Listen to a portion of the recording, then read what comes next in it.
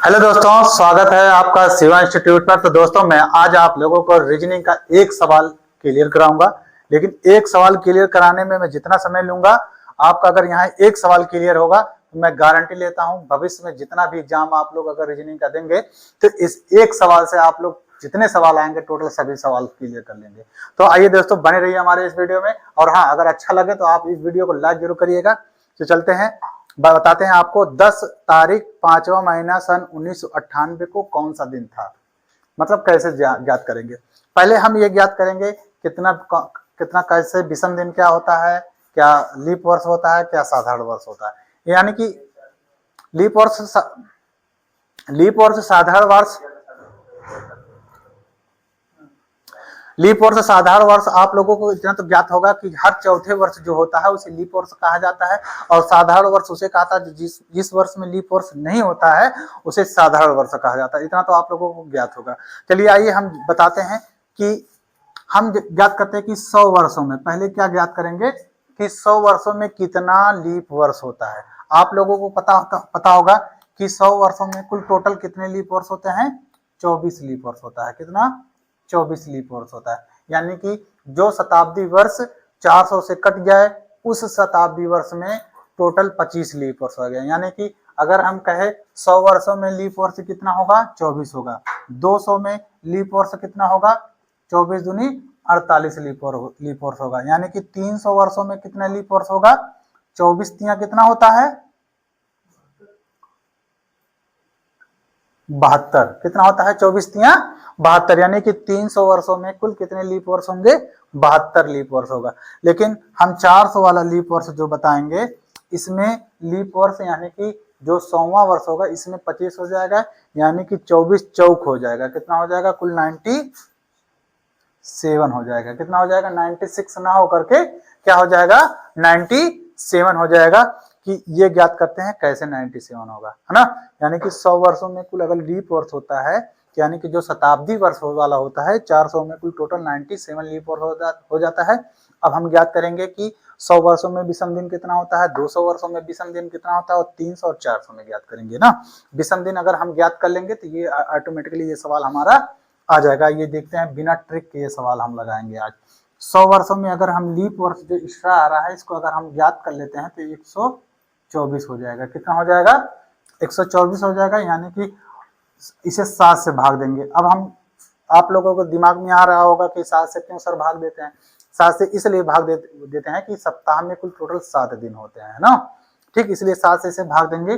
7 से अगर भाग देते हैं तो शेषफल जो बचता है कुल टोटल कितने बचेंगे, 5 बचेगा। क्यों, क्योंकि 7 51 7 और बचेगा कितना, 5 बचेगा। तो यानी कि 7 सते 49। यानी कि जब भाग देंगे तो शेषफल कितना बचेगा, 5 बचेगा। कितना शेषफल बचेगा भैया, 5 बनेगा।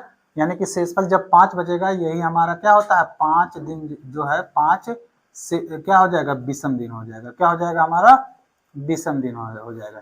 यही शेषफल हमारा। ठीक, और आगे चलते हैं। यानी कि 200 वाला जो ज्ञात करेंगे, यानी कि अगर इस हम 248 करेंगे, क्या करेंगे, यही लीप वर्ष क्या है इसे प्लस कर लेंगे। 248 को 7 से भाग देंगे। यानी कि कुल टोटल कितना हो जाएगा, इसको भाग देंगे 7 त्रिक 21 करेंगे और बचेगा 3।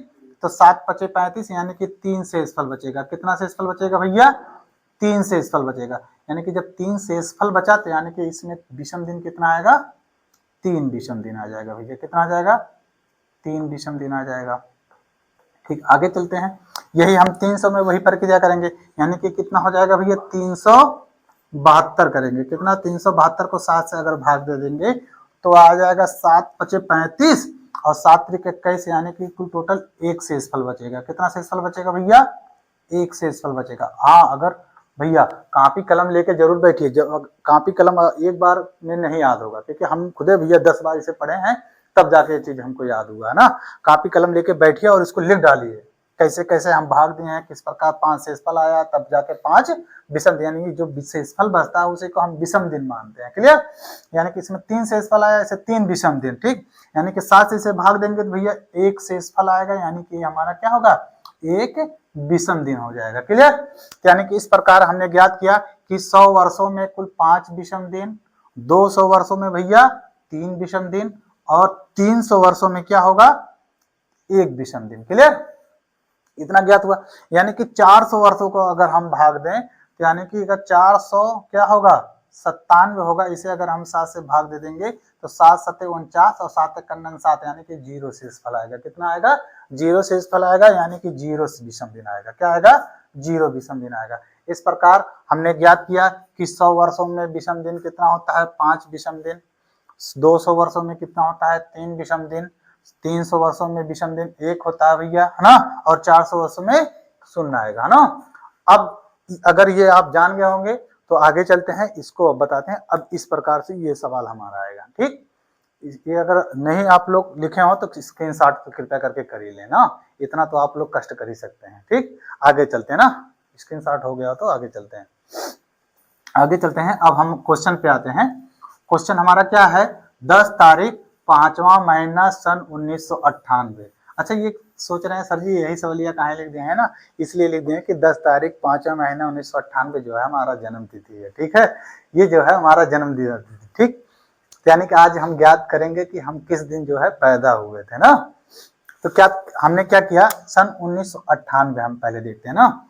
सन 1998 को हम 1600 लिख सकते हैं, प्लस 300 लिख सकते हैं, प्लस 97 प्लस 1 करेंगे, तब जाकर के ये क्या हो जाएगा। अच्छा, आप लोग सोच रहे होंगे कि सर जी इतना अलग अलग काहे लिखे हैं, अलग अलग करने में है ना, अलग अलग इसलिए किए हैं। आइए देखते हैं क्यों अलग किए हैं ना। अलग अलग इसलिए किए हैं क्योंकि ये जो शताब्दी वर्ष जो आप लोगों कहीं पढ़े होंगे, शताब्दी वर्ष को 400 से भाग दिया जाता है ना। यानी कि अगर इसे 400 से भाग दे देंगे तो ये पूरा पूरा क्या हो जाएगा, कट जाएगा। अभी अभी हमने पढ़ा है कि 300 वर्षों में कितना विषम दिन आता है भैया, 1 आता है। कितना आता है, 1 आता है। यानी कि अब ये 3 झाड़ा जो हम वही करके कर चुके हैं, अब यहाँ करना हमको जो नहीं है। क्यों, क्योंकि हमने पहले ही याद कर लिया 100 वर्षों में विषम दिन 5, 200 वर्षों में विषम दिन 3 और 300 वर्षों में विषम दिन 1 आता है। यानी कि अब 3 झांगड़ा करने की जरूरत हमको नहीं, बस याद कर लो यार। 400 जनबे करते 0 हो जाएगी। यानी कि 400 के जितने गुणज होंगे, 4 दूनी 8, 4 3 12, 4 चौक 1600, मतलब 400 में भी विषम दिन 0, 800 में विषम दिन 0, 1200 में विषम दिन 0, 1600 में भी विषम दिन 0, यानी कि 2000 में भी विषम दिन 0। इस प्रकार हम इसे ज्ञात करते चले जाएंगे, ठीक। जैसे अब उसी में 1600 1700 पूछ ले तो 100 आएगा, 1800 पूछ ले तो 200 आएगा, 1900 पूछ ले तो 300 आएगा, 2000 पूछ ले तो भैया 0, है ना। इसलिए 100 200 300 ही आएगा, उसके अलावा कुछ नहीं आएगा। इसलिए हम जान जाएंगे 100 वर्षों में 5, 200 वर्षों में 3, 300 में 1। अब 97 में भी लीप वर्ष कितना आएगा ज्ञात कर लेंगे, 7 से 4 से भाग दे देंगे। तो 4 से भाग दे देंगे तो 4 दूनी 8, 4 चौक को 16, यानी कि 24 लीप वर्ष आएगा। इसे प्लस कर देते हैं, 7 4 11 का 1 करेंगे और 9 2 11 और 1 12। इस प्रकार 121 दिन एक्स्ट्रा आया। 121 दिन को हम 7 से क्या करेंगे, भाग दे देंगे। 7 से भाग दे देंगे तो 7 1 7 और क्या आया 7 7 49, यानी कि कुल टोटल 2 विषम दिन आया। यानी कि यहाँ आया 1 और प्लस यहाँ 2 आया। अब हम कहाँ तक जाएंगे, यानी कि 1900 हमारा क्या हो गया, क्लियर हो गया भैया। क्या आया, 1 आया और 2 आया। अब हम देखते हैं 10 यानी कि जनवरी से लेकर मई तक गए हैं भैया। क्या गए हैं, कहाँ तक गए हैं, मई तक गए हैं। इसी में हम प्लस क्या करेंगे, जनवरी का विषम दिन भैया कितना होता है, आप लोगों को कितने पता है कि जनवरी का महीना कितने दिन का होता है, 31 दिन का होता है। यानी कि अगर 7 से भाग देंगे तो कितना दिन एक्स्ट्रा आएगा, 3 दिन। तो यानी कि इसमें हम 3 प्लस कर लेंगे। फिर फरवरी का हम देखते हैं भैया 1998 वाला वर्ष जो है ये लीप वर्ष है कि साधारण वर्ष है भैया। अगर ये 4 से कटेगा नहीं 98, तो यानी कि ये लीप वर्ष नहीं है, साधारण वर्ष है। तो यानी कि 28 है, 28 को 7 से भाग दे देंगे, क्या आ जाएगा, 0 आ जाएगा। तो यानी कि इसे हम क्या 0 प्लस करेंगे, है ना। उसके बाद क्या आया, मार्च आया है 31 का महीना, इसको भी 7 से भाग देंगे तो आया कितना एक्स्ट्रा दिन, 3 आया, इसमें भी प्लस 3 करेंगे। उसके बाद आया अप्रैल क्या होता है भैया, 30 का महीना, 7 से भाग देंगे तो आया विषम दिन 2, इसी में हम प्लस 2 कर देंगे। अब भैया अप्रैल के बाद आता है मई, यानी कि मई डायरेक्टली कितना तारीख है भैया, 10 तारीख, क्योंकि कंप्लीट नहीं हुआ, 10 तारीख हम जोड़ लेते हैं। अब सभी को एक साथ क्या करेंगे, हम प्लस कर लेंगे। प्लस करते हैं 1 2 3 3 3 6 और 6 3 9 और 9 2 11 और 10 भैया कितना होता है 21, है ना। 11 और 10 कितना होता है 21, 7 से इसे भाग देंगे, 7 तारीख क्या हो जाएगा 21, यानी कि टोटल कट गया भैया, 0 दिन क्या आया 0 भैया शेषफल आया, यानी कि शेषफल यानी कि क्या हो गया 0 विषम दिन। अब 0 भैया कौन सा दिन होता है 0 वाला, 0 वाला क्या आता है रविवार। अब जाके आप गूगल में सर्च कर लीजिए कि 10 तारीख 5वां महीना सन 1998 को कौन सा दिन था, अगर रविवार ना आया तो समझ लिए पढ़ाना मैं छोड़ दूंगा, ठीक है।